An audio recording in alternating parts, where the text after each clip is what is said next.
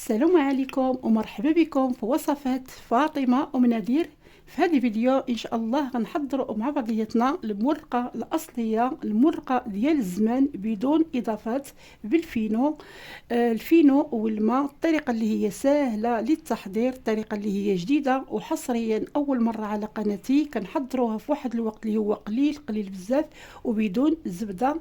الى عجبكم الفيديو اخواتي وصلوا اكبر عدد من اللايكات. جي من الفيديو، الله يحفظكم، الله يخلي لكم وليداتكم ويعطيكم ربي ما كتمنوا. الطريقه اللي غادي تعجبكم بزاف بزاف، كتحضروها في الدقيقه 90، الكوتي الفطور الصباح نضيو في الغفله وبدون فرن. بسم الله، الصلاه والسلام على رسول الله. ندوزو للمكونات وطريقه التحضير.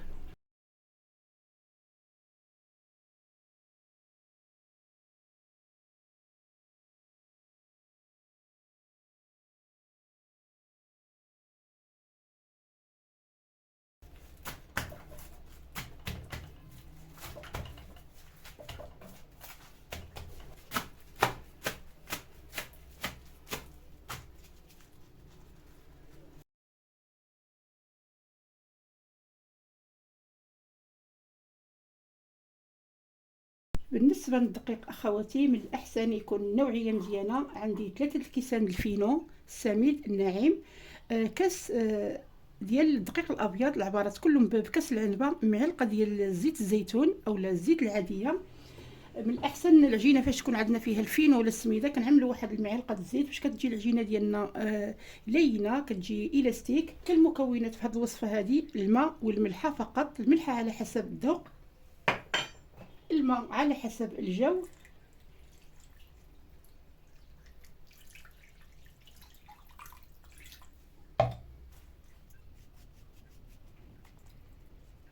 كنجمعوا العجين ديالنا مزيان وكنعملوا يدنا في وسط الماء على هذا الشكل، وكندلكوا العجينه ديالنا.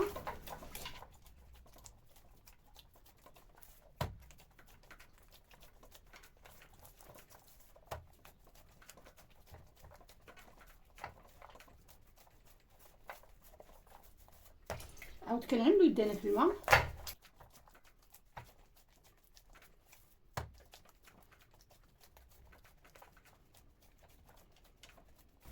كما كتشوفوا كنجمعوا العجين ديالنا.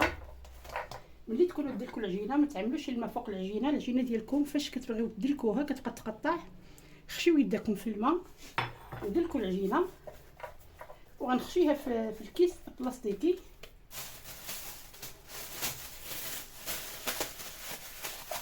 غنخليها 30 دقيقه ونرجع معكم. كما كتشوفوا العجينه ديالنا مخدومه مزيان، والعجينه عندي ملخوفه وفي نفس الوقت ما كتقطعش نهائيا. العجينه وصفه نذير ما عمرها غادي تحشمكم. شكلوا بها الملوي، الرغايف، المورقه. وكما قلت هذه المرقه هذه غتكون بدون زبده، بدون خلطه سحريه. كنورقوها بالزيت فقط.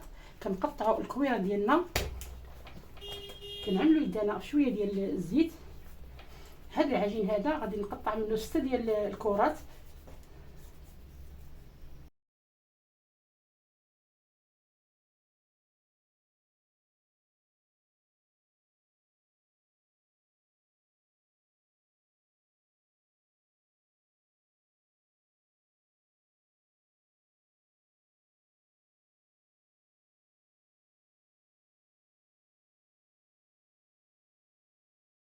كما كتشوفوا قطعت العجين ديالي على 9 الكرات. كنعملوا عليهم شويه ديال الزيت، تكون بدون زبده بدون خلطه. غادي تجي وريقه على اختها وكتجي هشيشه بزاف ومقرمشه. نغطيوهم بلاستيك وكنخليوهم واحد شويه. كل ما خليتوا العجينه ديالكم كترتاح كل ما كتعطيكم واحد النتيجه اللي هي رائعه.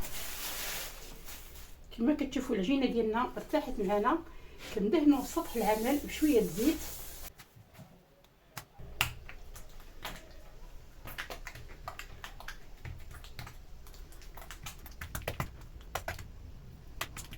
كنعملوا شويه زيت.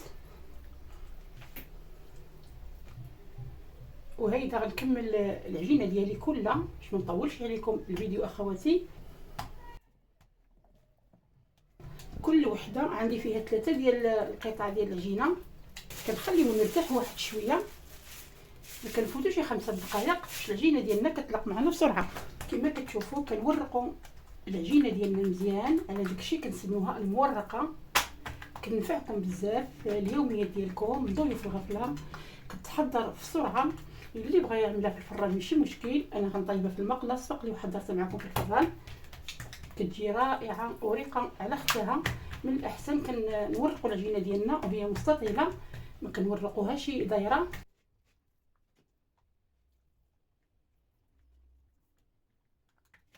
كما كتشوفوا العجينه اخواتي كلها مرخوفه وفي نفس الوقت كلها فقاعات كما مشروح في الفيديو. الوريقه ديالها ما كينطافوش مع بعضياتهم نهائيا كما كتشوفوها. كنجيو هنا للجوانب نطويو واحد الطيه اللي هي متقده.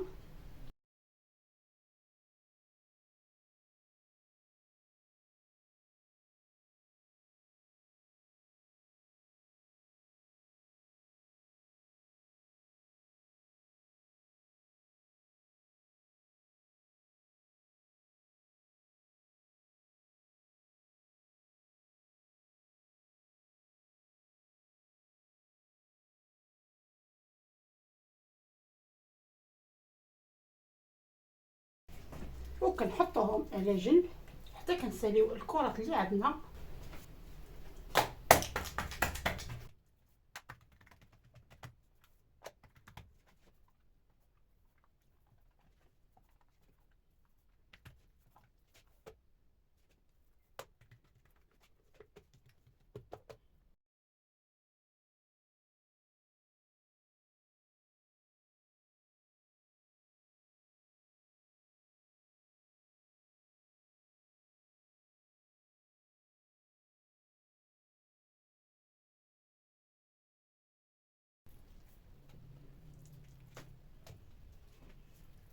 ضروري كنقرصوهم شويه من الوسط، كنخليوهم واحد 2 دقائق. كنجيبوا هذا العود اولا المغرفه اللي عندكم اولا المدلك اللي توفر، كنبركو شويه في الوسط.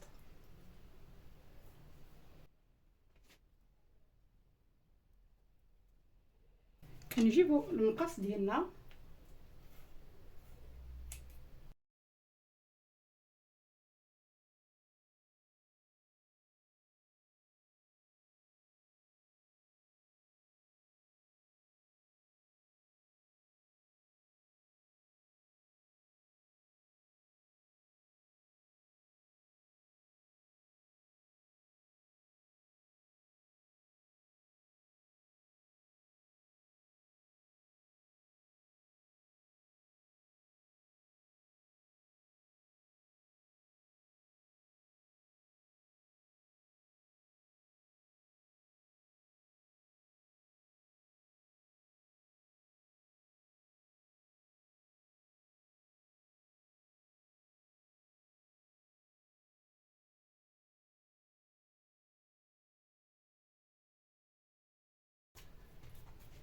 كنحاولوا نوسعوها شويه، كنعملوا يدنا شويه الزيت،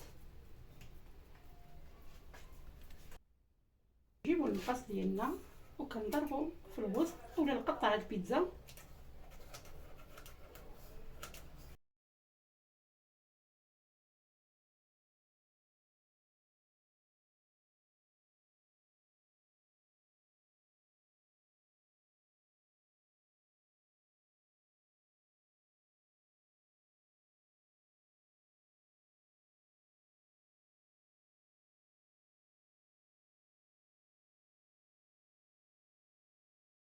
كنغطيهم واحد شويه يرتاحوا، خليناهم شويه يرتاحوا. كما كتشوفوا المليويه ديالنا كيبقاو الطبقات كلهم محلولين، ما كيتلصقوش نهائيا وبدون خلطه ولا زبده. كتعملوا يدكم شويه الزيت وكتقرصوا الملوي ديالكم. عملت المقله الثقيله كتسخن،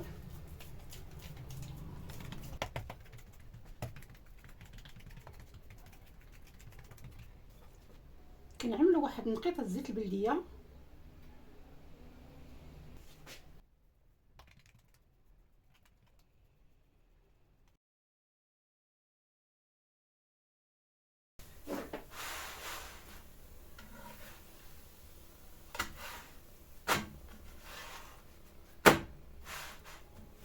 كما كتشوفوا الملوي ديالنا اولا المورقه كيجي غزال بزاف، كيستحق التجربه ديالكم.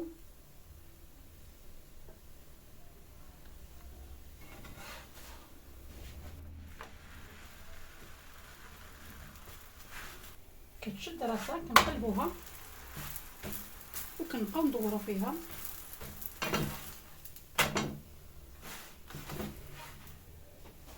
وكما كتشوفوا المورقه ديالنا لا يعلى عليها. ملي قالوا المورقه حتى المورقه كما كتشوفوا كلها محلوله ومقرمشه وخفيفه بزاف بحال الريشه. وهذا هو الشكل النهائي للمورقه ديالنا، كتجي فنه.